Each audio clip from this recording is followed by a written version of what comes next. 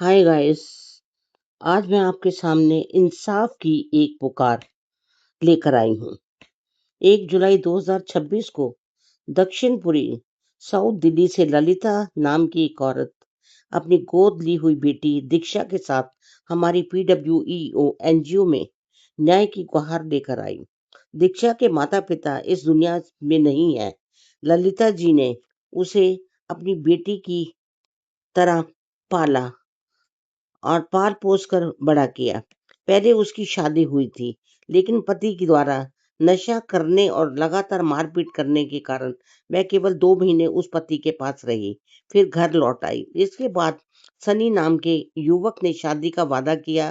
पहले विवाह का कानूनी रूप से तलाक होने के बाद दोनों की शादी सनी के और इसके साथ हो गई, लेकिन शादी के 1 साल के भीतर ही सनी ने दीक्षा के गहने बेच दिए, उसकी माँ से दहेज लिया, 50,000 का लोन उसकी माँ से लिया और उसने किसी से दिलवाया और फिर उसकी संपत्ति पर नजर गड़ा दी।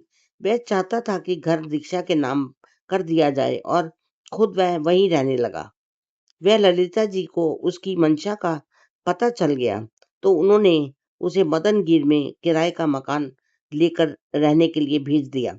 लेकिन कुछ समय बाद जब दीक्षा 7 महीने की गर्भवती हुई, तब सनी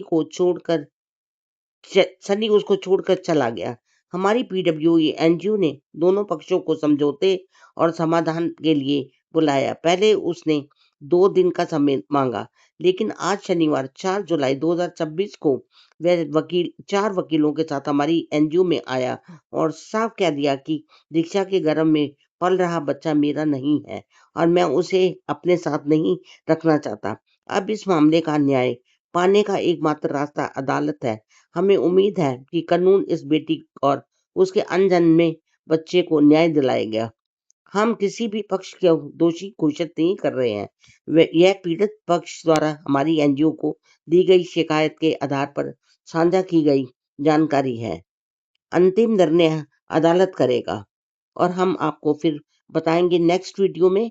और तब तक के लिए इजाजत है। अब सुनिएगा आगे क्या हो रहा है। बातें करती है तो मैंने कहा था बेटा ये कुछ नहीं करेगी, जो कर दिया। अब आज के बाद जो तुम कहोगे वही होगा। मैंने बोला था ना। हाँ बोला था। हाँ तो फिर अब इसके बाद भी तुम अगर कोई और चीज चाहते हो तो हमें बता दो। मैडम मैं तो कुछ नहीं चाहता। मैं तो सिर्फ यही कह रहा था कि भाई मैंने कोर्ट से सब चीज कर दिया तो मैं तो वहाँ तक क्यों नहीं जाना। अरे वो वकील इंसान है हमारी तरह, उनके भी माँ बेटियां बहन भाई हैं, वो कोई ऊपर से थोड़ा मुझे समझ में नहीं आ रहा। मेरे को वहाँ तक जाने क्यों नहीं दे, क्यों रोका जा रहा है, मेरे को ये समझ नहीं आ रहा। तो वकील कर दिया क्या कर दिया वकील? परेशान मतलब मैं इन्हें परेशान कर रहा हूँ या मुझे परेशान कर रहे हैं? मैं तो अरे सब मैं कह रही हूँ कि इन सब के सामने सारा फैसला हो जाएगा। जो तुम चाहोगे वो हम करेंगे।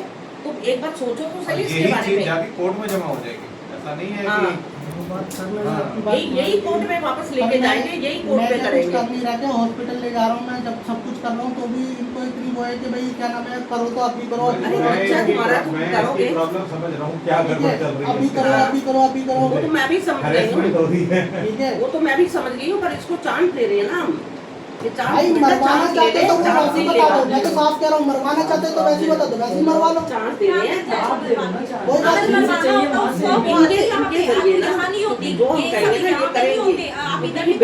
आपने तो मेरी कल ये भी बात नहीं मानी थी। मैंने कहा था मैडम ये खुद बाइक पे चलती बाइक पे से उतरी थी, नहीं मानी किसी ने मेरी बात, उसकी मानी, उसका पलड़ा भारी रखा।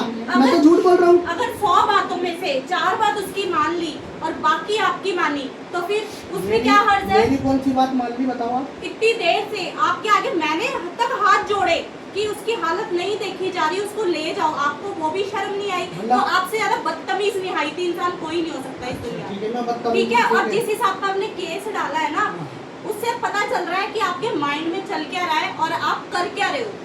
आपने पूरी जिद पकड़ी है कि मैंने नहीं रहना, उसकी वजह भी मुझे पता है, ठीक है? कोई भी है, लड़का हो या लड़की, अगर वो साथ में नहीं रहना चाहते तो देखो हम आप ही कुछ नहीं कर सकते ना हम कुछ। पर वो तो कोशिश तो होती है ना। देखो एक मिनट बच्चे मेरी बात सुनो, हम लोगों की कोशिश तो होती है ना कि किसी का घर बस जाए। वो आपकी हम किस लिए, इसीलिए ना कोशिश करें, हम कोशिश करें।